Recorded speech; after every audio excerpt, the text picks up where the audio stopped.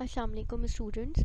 आज की क्लास में हम डिस्कस करेंगे types of major of dispersion कि मेजर ऑफ डिस्पर्जन की कितनी टाइप्स हैं और मेजर ऑफ डिस्पर्जन को किस तरह से उनकी जो टाइप्स हैं उनको किस तरह से हम फाइंड आउट कर सकते हैं। बेसिकली प्रीवियस क्लास में हम लोगों ने डिस्कस किया था कि मेजर ऑफ डिस्पर्जन क्या होता है और क्यों मेजर ऑफ डिस्पर्जन को हम पढ़ते हैं।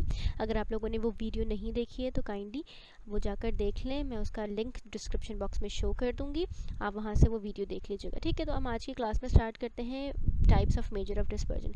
बेसिकली मेजर ऑफ डिस्पर्जन के दो टाइप्स होते हैं। First one is absolute measure of dispersion and the second one is relative measure of dispersion. ठीक है, अब ये जो दो टाइप्स हैं, इन ये दोनों टाइप्स फर्दर और 4 कैटेगरीज में डिवाइड होती हैं।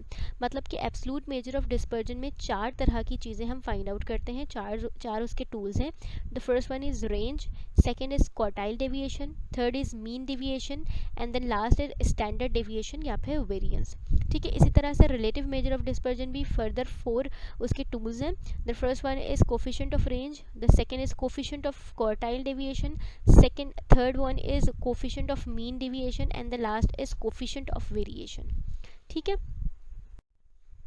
Now absolute measure of dispersion. आज की क्लास में हम डिटेल में एब्सोल्यूट मेजर ऑफ डिस्पर्जन को पढ़ेंगे कि इस एब्सोल्यूट मेजर ऑफ डिस्पर्जन क्या होता है। पहले हम एब्सोल्यूट मेजर ऑफ डिस्पर्जन को कंप्लीट करेंगे, देन उसके बाद we go forward to the relative measure of dispersion.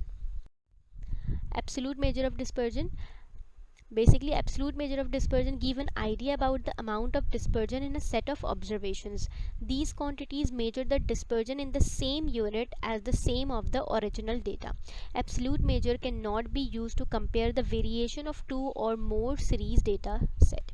Basically जो हम एब्सोल्यूट मेजर ऑफ डिस्पर्जन है वो यूज़ करते हैं जब आपके पास सेम यूनिट्स के डेटा हो। मतलब दो ऑब्जर्वेशन है, अगर आप उनको कंपेयर करना चाहते हैं, if we have both in same units, अगर उन दोनों के यूनिट्स सेम है, मतलब अगर कोई डेटा गिवन है आपके पास केजी का, ठीक है, तो सेकंड वाला भी जो डेटा अगर आपके पास जो गिवन होगा वो भी केजीज में होगा। या अगर आपके पास हाइट का डेटा गिवन है तो उसकी जो मेजरमेंट है वो सेंटीमीटर में है या मीटर्स में है। ठीक है, तो सेम यूनिट के जब डेटा होते हैं उनको कंपेरिजन करने के लिए हम यूज़ करते हैं एब्सोल्यूट मेजर ऑफ डिस्पर्जन।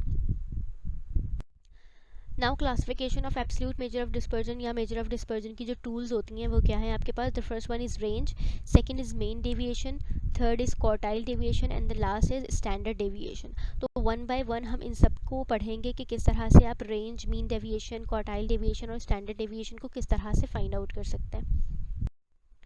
तो सबसे पहले आपके पास आ जाता है रेंज। जब हम एब्सोल्यूट मेजर ऑफ डिस्पर्जन पढ़ते हैं तो उसमें जो चीज़ आप सबसे पहले जो टूल फाइंड करते हैं वो होता है रेंज आपके पास। ठीक है, तो रेंज क्या होता है? Basically the difference between the maximum and minimum observation in this data set. आपके डेटा की जो मैक्सिमम और मिनिमम वैल्यू होती है उनका जो डिफरेंस होता है वो बेसिकली क्या होता है आपके पास? रेंज होता है। ठीक है, for suppose you have a example, find the range in the following data. आपके पास एक डेटा गिवन है, ठीक है, ये डेटा आपके पास जो गिवन है वो किस फॉर्म में गिवन है?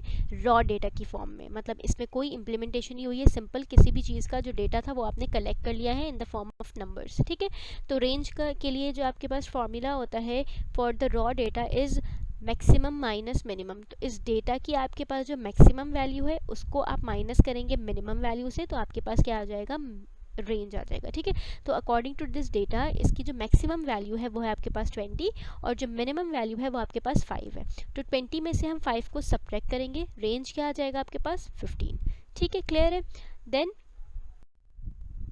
अब ये सेकंड एग्जाम्पल है आपके पास, find the range in the following frequency distribution. अब जो डेटा आपके पास गिवन है वो है फ्रीक्वेंसी डिस्ट्रीब्यूशन की फॉर्म में, और ये जो फ्रीक्वेंसी डिस्ट्रीब्यूशन है वो कौन सी है? सिंपल फ्रीक्वेंसी डिस्ट्रीब्यूशन है। ठीक है, मैंने फ्रीक्वेंसी डिस्ट्रीब्यूशन को बहुत ही डिटेल में ऑलरेडी क्लियर जो है वो डिस्कस किया हुआ है, उसकी जो स्लाइड है वो भी अपलोड की हुई है, तो वो भी आप लोग जाके काइंडली चेक कर लीजिएगा, उसकी वीडियोस अपलोड हैं। अगर आपको नहीं पता कि फ्रीक्वेंसी डिस्ट्रीब्यूशन डेटा को किस तरह से फ्रीक्वेंसी डिस्ट्रीब्यूशन में कन्वर्ट करते हैं, उसकी क्या क्या टाइप्स है, raw data, simple frequency distribution and the group frequency distribution, ठीक है, वो ऑलरेडी डिस्कस है वीडियो में।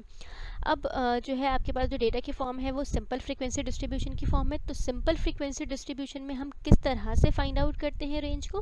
बेसिकली आप क्या करते हैं, रेंज का फॉर्मूला सेम वही रहता है, मैक्सिमम माइनस मिनिमम। ठीक है, मैक्सिमम माइनस मिनिमम आपका जो सेम है फ्रीक्वेंसी डिस्ट्रीब्यूशन, वो जो रेंज का फॉर्मूला है वो वही रहेगा।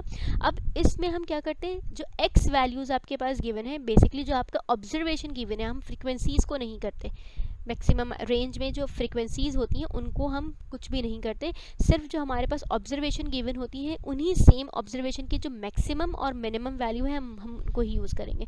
तो इस ऑब्जर्वेशन में मतलब जो एक्स वैल्यूज़ गिवन है वो एक्स बेसिकली क्या है आपके पास ऑब्जर्वेशन है, तो उस एक्स वैल्यूज़ में आपकी मैक्सिमम वैल्यू क्या है 8 है और मिनिमम वैल्यू क्या है आपके पास 3 है। तो हम क्या करेंगे 8 में से सब्ट्रैक्ट करेंगे 3 को, तो आपका रेंज आ जाएगा कितना 5 आ जाएगा। ठीक है, देन इसी तरह से नेक्स्ट एग्जाम्पल है हमारे पास। इस नेक्स्ट एग्जाम्पल में आपके पास जो है जो क्वेश्चन है find range in the following frequency distribution.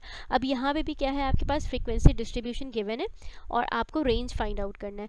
तो आप फ्रीक्वेंसी डिस्ट्रीब्यूशन, ये फ्रीक्वेंसी डिस्ट्रीब्यूशन कौन सी है, ग्रुप फ्रीक्वेंसी डिस्ट्रीब्यूशन है, बिकॉज ऑफ कि इनमें जो इंटरवल्स गिवन है, क्लास इंटरवल्स आपके पास गिवन है। तो जब आपके पास ग्रुप फ्रीक्वेंसी डिस्ट्रीब्यूशन गिवन होता है तो हम उस वक्त रेंज किस तरह से फाइंड आउट करते हैं, उसके लिए सेम आप क्या करते हैं, सबसे पहले अगर आपका डेटा क्लास इंटरवल की फॉर्म में गिवन है तो हम सबसे पहले क्या करेंगे, उसको कन्वर्ट करेंगे क्लास बाउंड्रीज में।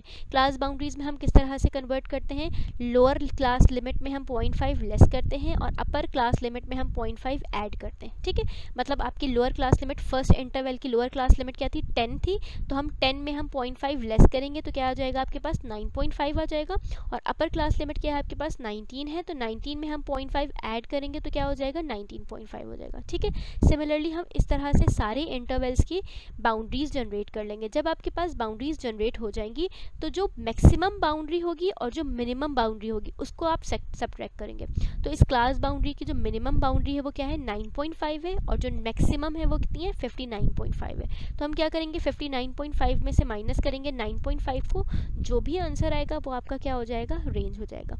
होपफुली कि आपको आज की क्लास में एब्सोल्यूट मेजर ऑफ डिस्पर्जन क्या होता है, किस तरह से, कब हम एब्सोल्यूट मेजर ऑफ डिस्पर्जन कब फाइंड आउट करते हैं, मतलब दो सेम यूनिट का अगर डेटा है और आपको उसको कंपेयर करना है या उसकी वेरिएशन बतानी है तो हम absolute measure of dispersion find out कर सकते हैं। ठीक है, अगर उन दोनों की यूनिट सेम नहीं होगी तो फिर हम फर्दर डिफरेंट काम करते हैं। और उसके बाद हमने रेंज को पढ़ा कि रेंज अगर तीनों टाइप के डेटा आपके पास सिंपल रॉ डेटा की फॉर्म में हो या सिंपल फ्रीक्वेंसी डिस्ट्रीब्यूशन की फॉर्म में हो या फिर रेंज जो है आपके पास ग्रुप फ्रीक्वेंसी डिस्ट्रीब्यूशन की फॉर्म में हो तो किस तरह से फाइंड आउट करते हैं।